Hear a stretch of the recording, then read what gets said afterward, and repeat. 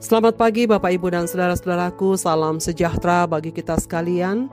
Apa kabar pagi ini? Harapan dan doa saya kita semua sudah bangun dengan sehat, selalu semangat dalam anugerah Tuhan kita Yesus Kristus. Senang sekali kita berjumpa kembali kita di acara Renungan Pagi. Mari kita merendahkan diri di hadapan Tuhan untuk menerima sabdanya. Semoga menjadi panduan kita untuk menjalani di hari ini. Pagi ini saya mengajak kita semua untuk membaca firman Tuhan dari Amsal pasal 3 ayat 9 dan 10. Satu bagian ayat yang sering kali dibacakan ketika memberikan persembahan pada tiap-tiap ibadah minggu. Amsal pasal 3 ayat 9 sampai 10 demikian. Muliakanlah Tuhan dengan hartamu dan dengan hasil pertama dari segala penghasilanmu, maka lumbung-lumbungmu akan diisi penuh sampai melimpah-limpah, dan bejana pemerahanmu akan meluap dengan air buah anggurnya. Lumbungmu akan diisi penuh. Saudara-saudara pendengar renungan pagi yang dikasihi Tuhan, apakah kita semua telah mengenal lumbung atau setidaknya mengenal tempat penyimpanan padi yang telah kering setelah dijemur, atau bejana? Keduanya menjadi tempat penyimpanan. Yang pertama adalah penyimpanan padi yang telah kering setelah dijemur. Dan bejana adalah tempat penyimpanan air atau sari buah anggur yang dikenal di Palestina pada masa itu. Saudara, lumbung rupanya telah dikenal sejak zaman Perjanjian Lama. Penulis kitab Amsal menggunakan lumbung pada saat mengajarkan prinsip persembahan kepada umat Israel, bahwa lumbung-lumbung akan diisi penuh dan bejana air, tempat pemerahan buah anggur, akan diisi menjadi penuh. Keseluruhan pasal 3 sebenarnya merupakan ajaran Salomo tentang bagaimana kita bisa mendapatkan berkat dan hikmat Tuhan dalam hidup kita. Salah satu cara untuk mendapatkannya adalah dengan berani memberikan yang terbaik dari apa yang kita miliki kepada Tuhan.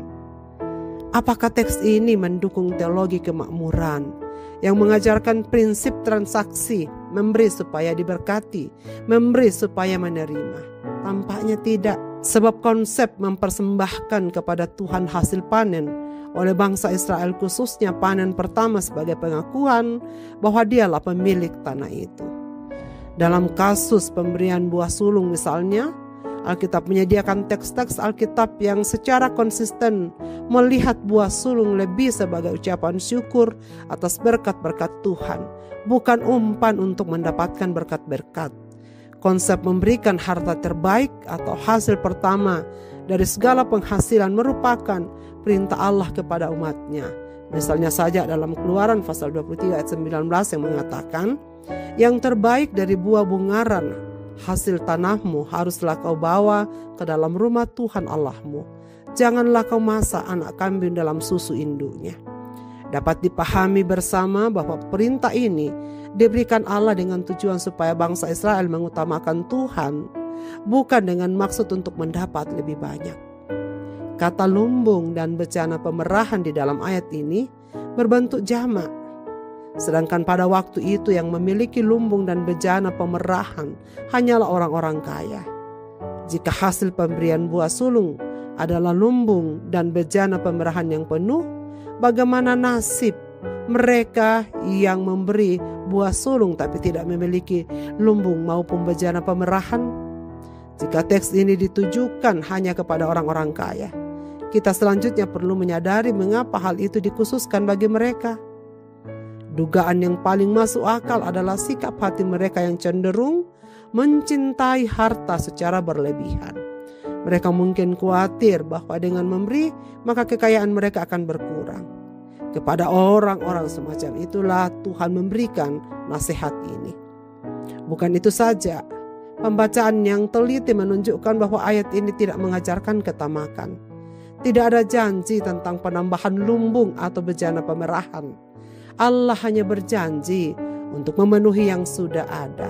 Jika Allah memberikan melebihi daripada apa yang mereka butuhkan atau yang mereka bisa dapatkan, itu berarti bahwa Allah ingin mereka bisa berbagi lebih banyak daripada biasanya.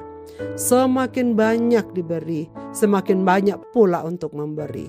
Saudara, jangan dibalik. Semakin banyak memberi, semakin banyak menerima. Ini ajaran yang memutarbalikkan teks Alkitab.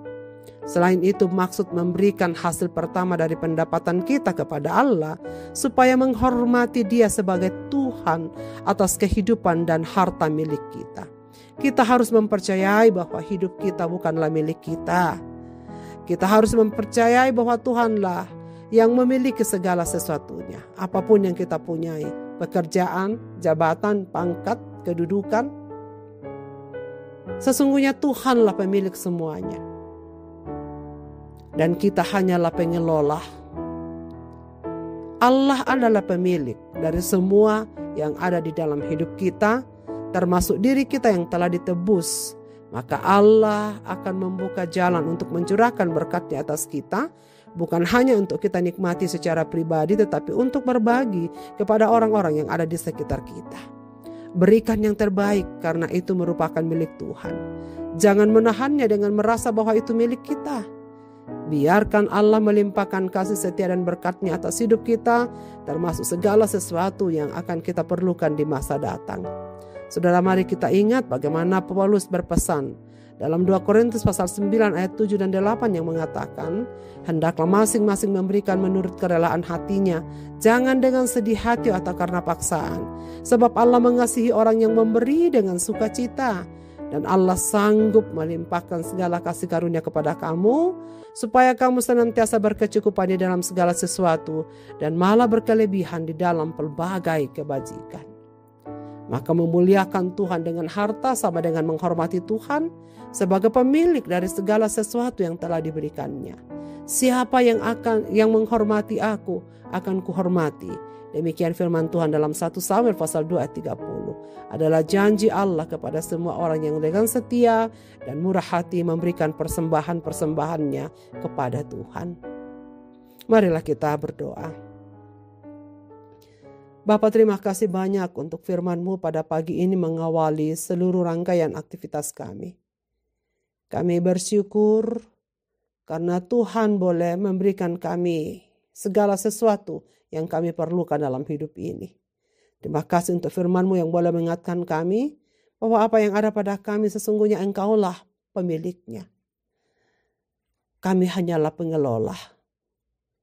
Dan ada maksud Tuhan di balik semua pemberian yang Tuhan berikan pada kami. Ajarlah kami ya Tuhan untuk mengutamakan Engkau, untuk menghormati nama-Mu, untuk mengungkapkan pengakuan semua yang ada pada kami adalah dari tangan-Mu.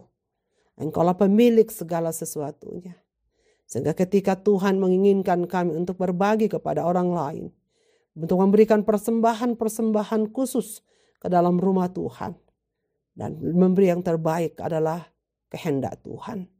Kami mohon supaya Roh Kudus akan menguatkan kami dan selalu mengingatkan kami tentang kebenaran-Mu ini, agar kami dapat hidupi di dalam kehidupan ini dan menjadikannya sebagai gaya hidup kami. Ke dalam tangan kasih-Mu Bapa kami serahkan hidup kami sepanjang hari ini. Apapun persoalan yang sedang kami hadapi, apapun keadaan yang sedang kami hadapi, kami tahu Bapa yang akan menolong kami dan memberikan segala yang terbaik tepat pada waktunya. Tuhan beri penghiburan kepada mereka yang berduka. Tuhan sembuhkan kepada mereka yang sakit. Tuhan membuka kepada mereka yang jalan buntu, yang berbagai-bagai persoalan yang kami hadapi. Kami hanya tahu bahwa Bapa mengasihi kami dan kami tetap ada di dalam genggaman Tuhan. Di dalam tangan kasih-Mu ya Tuhan, kami serahkan hidup kami sepanjang hari ini. Dalam Kristus Tuhan kami berdoa. Amin. Selamat beraktivitas Bapak, Ibu, dan saudara-saudaraku. Tuhan Yesus memberkati kita sekalian dengan sabdanya. Amin.